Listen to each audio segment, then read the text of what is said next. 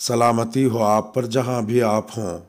طالبان کے سربراہ افغان تنازع کے لیے سیاسی حل کے حامی۔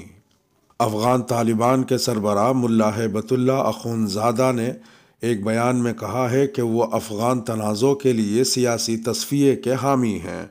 اتوار کو عید الاضحیٰ کے لیے جاری اپنے ایک بیان میں طالبان سربراہ ملا ہیبت اللہ اخونزادہ نے افغانوں کو پیغام دیتے ہوئے کہا کہ ہمارا پیغام یہی ہے کہ غیر ملکیوں پر انحصار کرنے کے بجائے اپنے مسائل خود حل کریں اور ملک کو موجودہ صورتحال سے نکالیں۔ انہوں نے کہا کہ امریکہ سمیت عالمی برادری کے ساتھ سفارتی، اقتصادی اور سیاسی تعلقات چاہتے ہیں۔ افغان طالبان کے سربراہ کا یہ بیان ایسے وقت میں سامنے آیا ہے جب دوحہ میں افغان حکومت کے نمائندوں اور طالبان رہنماؤں کے درمیان بات چیت جاری ہے۔ ملا ہیبت اللہ اخونزادہ نے مزید کہا کہ ہم بات چیت کے لیے پرعزم ہیں، لیکن دوسرے فریق وقت ضائع کر رہے ہیں۔ انہوں نے کہا کہ ملک میں موجود سفارتکاروں، سفارت خانوں، قونصل خانوں اور غیر سرکاری اداروں کو اس بات کا یقین دلاتے ہیں کہ ہماری طرف سے ان کو کسی قسم کا مسئلہ نہیں ہوگا۔ افغان حکومت کی جانب سے طالبان سربراہ کے بیان پر فی الحال رد عمل نہیں آیا ہے۔ افغان صدر کا سفیر سمیت تمام سفارتی عملے کو پاکستان سے واپس بلانے کا اعلان۔ افغانستان کی وزارت خارجہ کے ایک اعلان کے مطابق صدر اشرف غنی کے حکم پر پاکستان میں افغان سفیر نجیب اللہ علی خیل سمیت تمام سفارتی عملے کو واپس بلا لیا گیا ہے۔ ادھر پاکستان کے وزیر داخلہ شیخ رشید احمد نے افغان سفیر کی بیٹی کے اغوا پر شکوک کا اظہار کیا ہے۔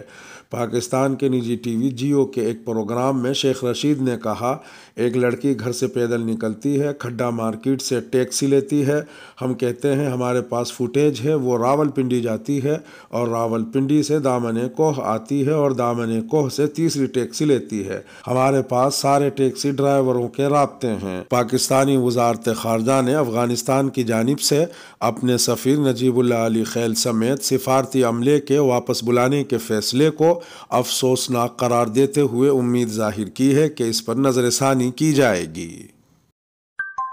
ترکی اور اسرائیل کے صدور میں طویل عرصے کے بعد ٹیلی فون پر بات چیت۔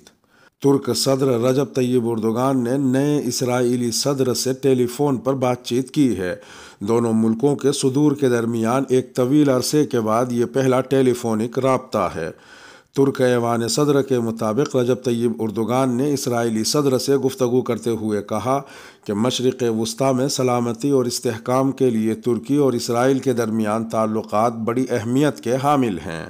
انہوں نے ترکی کے اس موقف کا اعادہ کیا کہ اختلاف رائے کے باوجود دونوں ملکوں کے درمیان مکالمے کا سلسلہ جاری رہنا چاہیے۔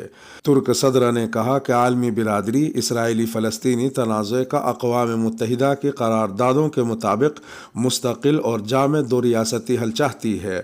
ان کا کہنا تھا کہ ترکی اور اسرائیل کے درمیان توانائی، سیاست اور ٹیکنالوجی سمیت مختلف شعبوں میں دو طرفہ تعاون بڑھانے کے مواقع موجود ہیں۔ حج سیکیورٹی فورسز میں شامل سعودی خواتین کی العربیہ سے گفتگو۔ رواں سال حج سیزن میں پہلی مرتبہ خواتین اہلکاروں کو بھی سیکیورٹی فورسز میں شامل ہو کر خدمات انجام دینے کا موقع ملا ہے۔ ان اہلکاروں میں نوجوان خاتون جواہر الشمری بھی شامل ہیں۔ ان کے والد نے اپنی ساری زندگی ایک سیکیورٹی سیکٹر میں خدمات انجام دیتے ہوئے گزار دی۔ العربیہ سے گفتگو کرتے ہوئے جواہر نے کہا کہ مینا میں سیکیورٹی فورسز میں شامل ہو کر کام کرنا ان کے لیے قابل فخر اور اعزاز کی بات ہے۔ انہوں نے بتایا کہ رواں سال میں حج سیزن میں سول ڈیفنس کے ڈائریکٹریٹ جنرل میں بطور سیفٹی انسپکٹر کام کر رہی ہوں۔ عسکری سیکٹر میں میری آمد دینی اور قومی خدمت انجام دینے کے لیے ہے۔ مینا میں نگرانی کی سرگرمیاں انجام دینے میں مصروف ایک اور خاتون عسکری اہلکار نے العربیہ کو بتایا کہ سول ڈیفنس میں سیفٹی انسپکٹر کی ذمہ داریوں میں حفاظتی نگرانی، حجاج کے خیموں پر کھڑا ہونا اور مناسک حج کی ادائیگی کے دوران میں حجاج کی سلامتی اور تحفظ کے تقاضوں کے پورا ہونے کو یقینی بنانا شامل ہے۔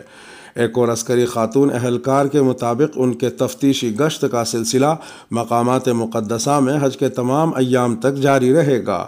اس مقصد کے لیے جدید ٹیکنالوجی اور اپلیکیشنز کا استعمال کیا جائے گا، جس سے نگرانی کا عمل آسان ہو جائے گا۔ اس کے ساتھ ہی ویڈیو کا اختتام ہوا۔ لائک کرنے والے کرم فرماؤں اور سبسکرائب کرنے والے عنایت فرماؤں کو راہی حجازی کا سلام پہنچے۔